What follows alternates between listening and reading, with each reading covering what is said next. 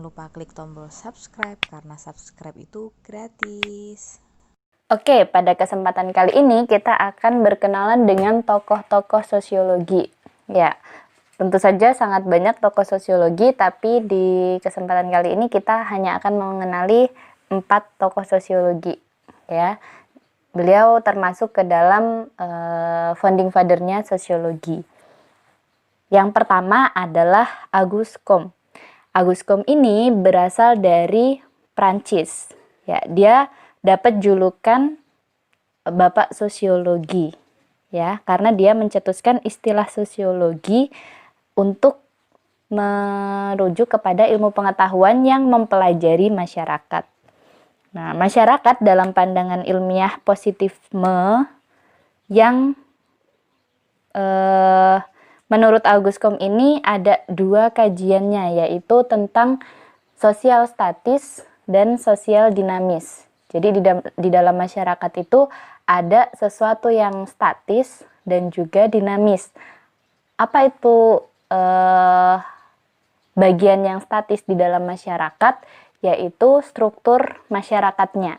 Jadi struktur masyarakat itu tidak bergerak sehingga dia dikatakan sebagai sosial statis. Sedangkan struktur yang lainnya yaitu yang masuk ke dalam sosial dinamis itu adalah perubahan, yang mana masyarakat itu selalu berubah. Nah, Auguste Comte juga memiliki pemikiran mengenai perkembangan pola pikir manusia, ya, dari tahap teologis, metafisis, kemudian positifis. Nah, tahap teologis itu apa sih? Jadi menurut Auguste Comte, tahap teologis itu ketika setiap fenomena yang terjadi di masyarakat itu dinisbatkan kepada Tuhan. Contohnya, ketika ada orang yang sakit, dianggapnya dia telah melakukan dosa sehingga Tuhan menghukumnya. Kayak gitu. Jadi sakit itu adalah hukuman dari Tuhan. Kemudian kalau misalkan ada gempa bumi atau gunung meletus, katanya Dewa Siwa sedang marah. Nah, itu adalah keyakinan-keyakinan yang ada di tahap pemikiran yang teologis. Jadi segala sesuatu itu kehendak Tuhan, kayak gitu. Nah, yang kedua, tahap metafisis. Ini sudah berbeda dengan tahap teologis yang mana manusia berpikir bahwa sesuatu yang terjadi itu karena ada kekuatan di luar diri, ada kekuatan gaib.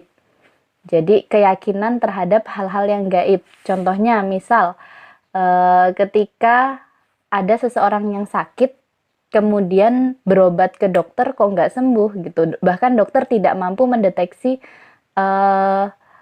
penyakit yang ada dalam dirinya. Kemudian dia pergi ke paranormal karena meyakini bahwa sakit yang dideritanya adalah disebabkan oleh mungkin santet atau teluh atau yang lainnya kayak gitu. Jadi meyakini adanya kekuatan gaib yang menyebabkan sesuatu. Atau mungkin teman-teman pernah pergi ke Parangtritis gitu ya, di pantai selatan itu teman-teman sering dikasih pesan bahwa kalau mau datang ke pantai kidul itu jangan menggunakan pakaian hijau kayak gitu, karena takutnya nanti akan diculik oleh Nyi Roro Kidul. Nah, itu juga masuk ke dalam pemikiran yang metafisik ya, meyakini hal-hal gaib. Nah, tahap pemikiran yang paling mutakhir gitu ya, yang paling akhir, yang paling rasional itu adalah tahapan positifis, yang mana manusia sudah mampu menjelaskan segala sesuatu atau fenomena yang ada di sekitarnya itu sebagai sesuatu yang ilmiah, kayak gitu, bisa dijelaskan secara ilmiah. Kalau tadi di tahapan teologis, ketika ada gunung meletus, ada gempa bumi, katanya Dewa Siwa sedang marah, kayak gitu. Tapi kalau di tahapan positifis, manusia sudah meyakini bahwa ketika ada gunung meletus, artinya di sana ada aktivitas vulkanisme, kayak gitu. Nah, itu adalah 3 tahap pemikiran menurut Auguste Comte.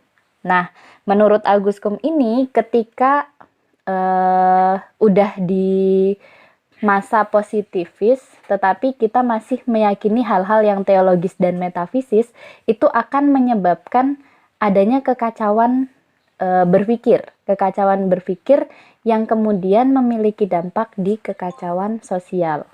Karena jadi kita sulit untuk menentukan sesuatu terjadi karena apa sih, kayak gitu. Itu adalah Aguskum dan juga teori besarnya. Kita lanjut ke tokoh yang berikutnya, yaitu Émile Durkheim. Nah, Émile Durkheim ini juga berasal dari Prancis. Ya, dia memiliki pandangan besar yaitu tentang fakta sosial. Apa itu fakta sosial? Fakta sosial adalah gejala yang ada di luar individu. Jadi semua hal yang ada di luar diri individu itu adalah sebuah fakta sosial. Lingkungan sekitarnya, kemudian kehidupan masyarakat tempatnya dia tinggal gitu ya, itu adalah fakta sosial. Nah, Émile Durkheim ini juga memiliki teori tentang division of labor atau pembagian kerja, yang mana menurutnya masyarakat itu berkembang dari pembagian kerja yang masih sederhana, bahkan belum ada pembagian kerja, atau dia menyebutnya dengan istilah masyarakat dengan solidaritas mekanik, ke pembagian kerja yang lebih kompleks atau solidaritas organik.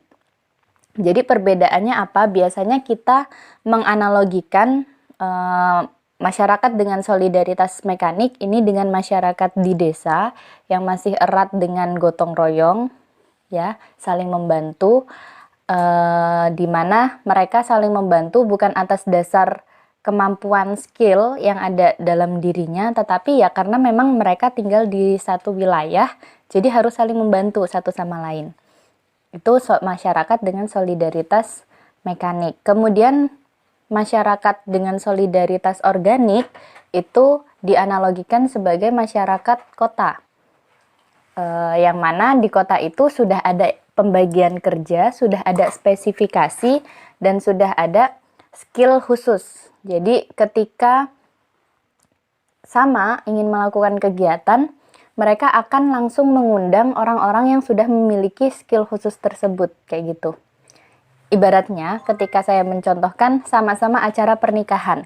Kalau misalkan di masyarakat dengan solidaritas mekanik, maka akan mengundang tetangganya untuk membantu mensukseskan acara pernikahan.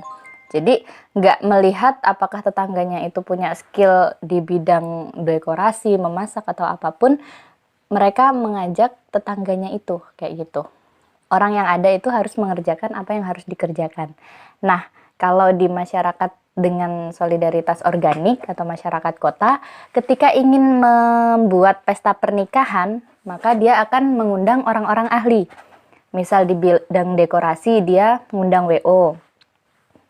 Dokumentasi, dia mengundang fotografer. Di bidang konsumsi, dia mengundang catering, kayak gitu. Udah ada skill-skill khusus masing-masing. Gitu. Itu pembagian kerja menurut Émile Durkheim. Nah, selain dua hal tadi, fakta sosial dan pembagian kerja, Émile Durkheim juga terkenal dengan teori bunuh dirinya, kayak gitu. Teori bunuh dirinya itu ada 4. Yang pertama adalah bunuh diri altruistik. Nah, menurut Durkheim, ada orang yang melakukan bunuh diri karena ikatan sosial yang terlalu kuat. Maksudnya adalah dia menganggap nilai dirinya itu tidak lebih penting daripada nilai kelompoknya, nilai sosialnya. Contohnya, misal rela matinya seorang pahlawan untuk perjuangan kemerdekaan. Jadi, perjuangan kemerdekaan itu dianggapnya lebih berharga daripada nyawanya, sehingga dia rela untuk mati demi memperjuangkan kemerdekaan. Nah, ini namanya tindakan altruistik.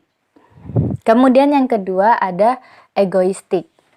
Ini merupakan kebalikan dari altruistik. Kalau altruistik itu karena ikatan sosialnya terlalu kuat, nah kalau egoistik ini karena ikatan sosialnya terlalu renggang. Dia merasa dunia tidak peduli terhadap dirinya, sehingga dia memutuskan untuk mengakhiri hidupnya tanpa memikirkan bahwa ada orang-orang yang membutuhkan dia, ada orang-orang yang sayang kepada dia. Contohnya misal yang sedang banyak terjadi gitu ya, banyak artis Korea yang mati bunuh diri karena tidak kuat menghadapi bulian dari hatersnya gitu ya. Dia nggak memikirkan ada orang-orang yang bekerja di bawahnya gitu ya. Dia pikirkan cuman aku tidak bisa menghadapi kehidupan ini sehingga aku harus mengakhiri hidup ini kayak gitu. Nggak peduli orang-orang yang awalnya bergantung kepadanya kayak gitu. Itu namanya egoistik. Yang ketiga adalah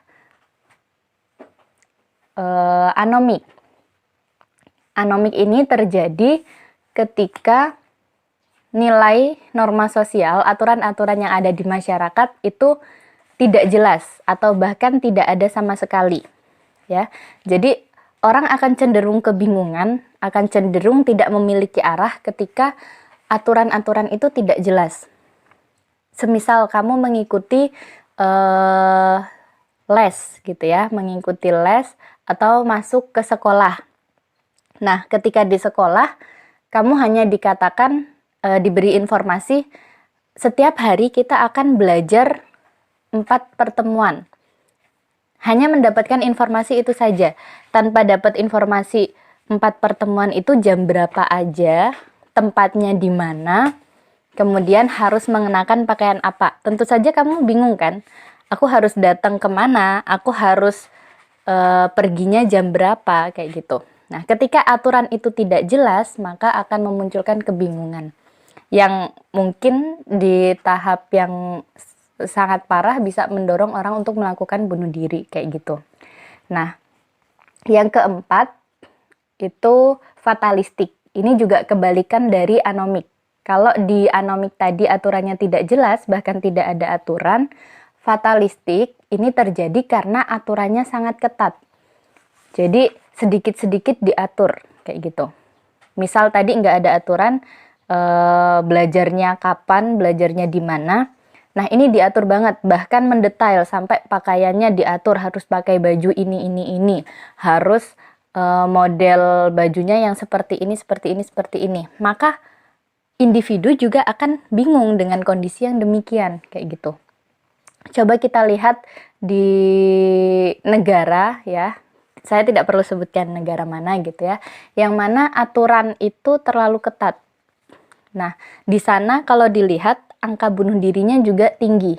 Angka orang-orang yang ingin keluar dari negara tersebut juga tinggi. Kenapa? Karena aturan yang diberlakukan di negara tersebut itu sangat ketat kayak gitu. Oke, itu adalah teori yang dicetuskan oleh Emile Durkheim dari Prancis. Tokoh yang selanjutnya adalah Max Weber. Max Weber ini berasal dari Jerman, ya. Dia terkenal dengan teori tindakan sosial. Jadi Max Weber ini memiliki pemikiran bahwa setiap individu itu memiliki kehendak bebas, yang mana tindakannya tidak bisa diinterpretasikan secara kolektif. Jadi masing-masing individu bertindak ya ada alasannya sendiri-sendiri gitu. Makanya Max Weber mengelompokkan tindakan sosial ini menjadi 4 kategori. Kategori yang pertama yaitu tindakan rasional instrumental. Apa itu tindakan rasional instrumental? Tindakan rasional instrumental itu adalah ketika individu bertindak dengan pertimbangan rasional. Contohnya, jika individu lapar, maka dia akan makan. Nah, itu kan rasional ya, kalau lapar makan. Ketika kita sakit, maka kita pergi berobat. Itu pertimbangannya rasional. Disebut tindakan rasional instrumental. Tindakan yang kedua yaitu tindakan rasional berorientasi nilai. Apa itu tindakan rasional berorientasi nilai? Tindakan rasional berorientasi nilai adalah tindakan yang didasari atau ada pertimbangan nilai tertentu. Baik itu nilai agama, nilai sosial, nilai keindahan, dan lain sebagainya. Misalkan, seseorang berusaha untuk bangun lebih awal agar datang ke tempat kerja atau datang ke sekolah tepat waktu. Artinya dia bertindak dengan pertimbangan nilai kedisiplinan, kayak gitu. Atau seseorang menyusun sendal agar rapih, kayak gitu. Rapi itu kan masuk ke dalam nilai keindahan. Nah, berarti dia melakukan sesuatu atas pertimbangan nilai. Yang ketiga adalah tindakan tradisional. Nah, kalau tadi yang pertama kedua ada pertimbangannya, yang pertama pertimbangan rasional, yang kedua pertimbangan nilai. Kalau yang ketiga ini hanya mengikuti apa yang sudah dilakukan oleh orang sebelumnya. Tradisional, hanya mengikuti tradisi yang sudah ada. Jadi dia tidak ada alasan lain mengapa melakukan sesuatu. Misalkan nih, ada orang sedang hamil 7 bulan, kemudian dia melakukan syukuran 7 bulanan. Ketika ditanya, kamu kenapa nih melakukan syukuran 7 bulanan? Nah, dia gak bisa jawab, dia cuma jawab kayak, ya ibuku melakukan ini, mbahku melakukan ini, buyutku melakukan ini, maka tindakan yang dia lakukan adalah tindakan tradisional, karena dia hanya ikut-ikutan orang-orang sebelumnya. Yang keempat atau yang terakhir itu adalah tindakan afektif. Tindakan yang dipengaruhi karena adanya perasaan. Kayak gitu. Misal ketika ada adik yang sedang menangis, kemudian kakaknya itu langsung ngepuk-puk biar si adik diem. Kayak gitu. Karena ada rasa sayang si kakak kepada sang adik. Biar si adik ini nggak nangis terus. Nah, tindakan itu disebut tindakan afektif. Ya, itu adalah Max Weber. Nah, kata Max Weber, karena setiap tindakan itu ada alasannya, sehingga nggak bisa diinterpretasikan secara kolektif. Harus dikaji secara mendalam kepada individu yang bertindak. Nah, sama Max Weber istilahnya itu disebut Verstehen. Jadi, upaya untuk menggali informasi mengenai tindakan seseorang. Itu namanya Verstehen. Oke, itu adalah Max Weber dengan teorinya. Tokoh yang keempat adalah Karl Marx. Karl Marx ini juga berasal dari Jerman. Nah, kalau bicara tentang Karl Marx nih, pasti di pikiran teman-teman udah bermunculan konflik gitu ya. Karena memang Karl Marx ini sangat terkenal dengan teori konflik, kayak gitu. Dia ilmuwan yang memimpin perlawanan terhadap fungsionalisme struktural gitu ya, karena dia membawa ide-ide mengenai konflik. Jadi dia tidak sepakat dengan teori fungsionalisme struktural. Yang menjadi kajian pusat perhatian bagi Karl Marx pada saat itu adalah pertentangan kelas sosial antara kelas borjuis dan kelas proletar. Kelas borjuis itu siapa? Mereka para pemilik faktor produksi, baik itu yang memiliki modal, yang memiliki alat produksi, memiliki lahan, gitu ya. Itu adalah kaum borjuis yang melakukan eksploitasi kepada kaum proletar atau kaum buruh. Nah, ada perbedaan kepentingan antara borjuis dan proletar ini yang memunculkan konflik. Perbedaan kepentingan yang seperti apa? Misal kita menggunakan analisis yang sederhana, kaum borjuis sebagai pemilik faktor produksi yang ingin memproduksi, pasti dia memiliki prinsip dengan memperkecil pengorbanan, ingin mendapatkan keuntungan yang besar, gitu ya. Dengan modal seminimal mungkin bisa dapat keuntungan yang besar. Sedangkan prinsip dari proletar, gitu ya, ketika dia melakukan kerja lembur, bekerja yang banyak, pasti dia akan berharap, oh bayarannya juga banyak, kayak gitu. Nah, bayaran yang diharapkan oleh kaum proletar ini kan pengorbanan yang akan dikeluarkan oleh borjuis. Sedangkan borjuis itu mau mengeluarkannya sedikit banget gitu kan. Nah, inilah pertentangannya di sini. Jadi muncul pertentangan kelas antara borjuis dan proletar. Tapi intinya kalau menurut Karl Marx itu, kenapa bisa muncul konflik itu karena setiap individu itu memiliki kepentingan kayak gitu. Dia juga melawan sistem kapitalis dan mencita-citakan suatu masyarakat yang tanpa kelas, karena menurutnya ya adanya kelas tadi itu memunculkan konflik di masyarakat. Jadi biar nggak ada konflik ya kehidupan itu harus tanpa kelas kayak gitu. Makanya muncul pemikiran-pemikiran sosialis, pemikiran-pemikiran komunis kayak gitu. Itu adalah tentang Karl Marx dan juga teorinya. Tentu saja tokoh-tokoh sosiologi itu ada banyak sekali, tetapi pada kesempatan ini kita hanya mengenal berkenalan dengan 4 tokoh tersebut kayak gitu. Dan yang pasti ini masih kajian yang sangat mendasar gitu ya. Kalau misalkan teman-teman mau berdiskusi lebih dalam, boleh komentar di kolom komentar. Nanti kita berdiskusi lebih banyak di sana gitu ya. Boleh juga buat teman-teman kalau mau request materi. Nih, misal teman-teman ingin mendapatkan penjelasan tentang submateri yang apa gitu, tulis saja di kolom komentar. Nanti akan kita bahas di kesempatan yang lain. Terima kasih. Jangan lupa klik tombol subscribe karena subscribe itu gratis.